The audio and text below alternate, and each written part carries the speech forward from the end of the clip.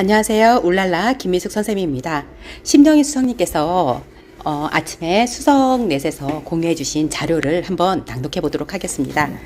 요즘 수업 공개도 많이 있고 수업 고민도 많이 있으실 텐데 수업 고민의 주제 예시에 대해서 지금 여기 3가지 있고요. 네 가지 정도가 있는데 이 책은 출처가 신을진 교수님의 교사의 수업 성장을 돕는 수업 코칭 여기에서 인용했음을 밝혀둡니다. 수업 고민의 주제 예시에 대해서 보면요. 수업에서 경계 세우기. 너무 산만한 수업 도대체 어떻게 해야 될까? 저도 많이 고민이 되는 부분입니다. 수업에서 좀 산만한 부분도 있고 다양한 것을 하고 싶은데 정리가 안 되는 경우도 많이 있습니다. 이런 것들을 어떻게 수업 경계를 세워야 되는지 고민이고요.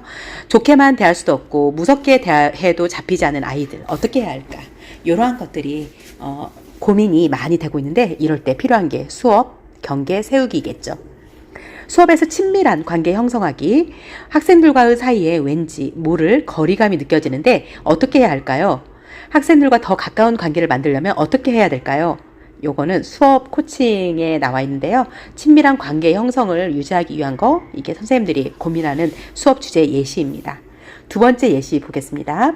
수업에서 다양한 상호작용이 일어나도록 하고 있는데 이거는 실제로 선생님들께서도 많이 고민을 하고 계실 텐데요.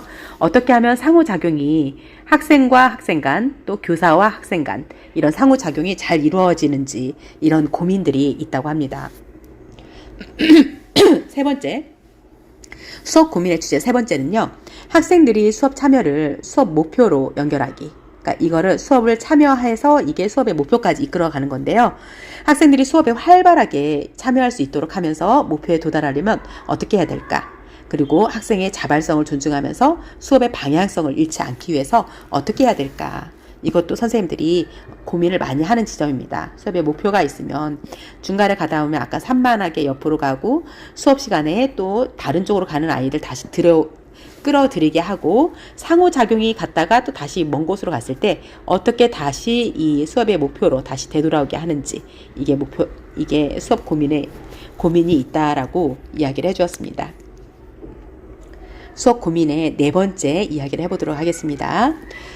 내용에 있어서 어려운 부분이 있죠. 어려운 부분을 가르칠 때 오늘 수업한 내용이 학생들의 수준을 생각하면 너무 어려울 수도 있는데 어떻게 이해시켜야 될까? 이런 부분.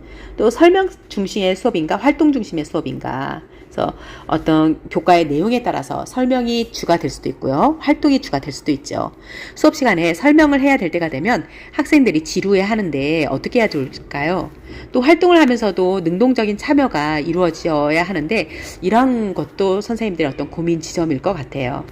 또 완벽주의가 주는 압박감 이겨내기. 교사들은 좀 이런 것들이 많이 있는 것 같아요. 완벽주의. 수업을 준비하면서 스스로 부과한 완벽주의 때문에 힘들고 불만족스럽다면 어떻게 해야 될까? 또 수업에서 학생의 수준차를 수용하는데 다양한 수준의 학생들이 한 교실에 앉아 있는데 우수한 학생은 다른 학생이 한 문제도 해결하지 않을 때 두세 개 과제를 해결하도록 하는데 무작정 자료를 준비할 수도 아무리 열심히 해도 학생들의 요구를 다 감당할 수 없는데 이걸 어떻게 해야 될까요? 고민이 많이 되는 지점입니다. 학생의 수준차, 이 수준의 차이, 격차, 이 차이의 간극을 어떻게 하면 줄일 수 있을까? 굉장히 고민이 많이 되는 부분입니다. 이것은 신을진 교수님의 이 책에서 인용한 교사들이 주로 고민을 하는 이 지점, 주제 4가지를 크게 나눠보았습니다. 여기는 네 번째는 주로 학습의 어떤 내용을 가지고 이야기하는 거고요. 이쪽은 수업 시간에 학생들에게 산만한 수업이라든지 또 학생들과의 관계 형성이라든지 상호작용, 이걸 어떻게 해야 될지 이런 내용들을 다루고 있습니다.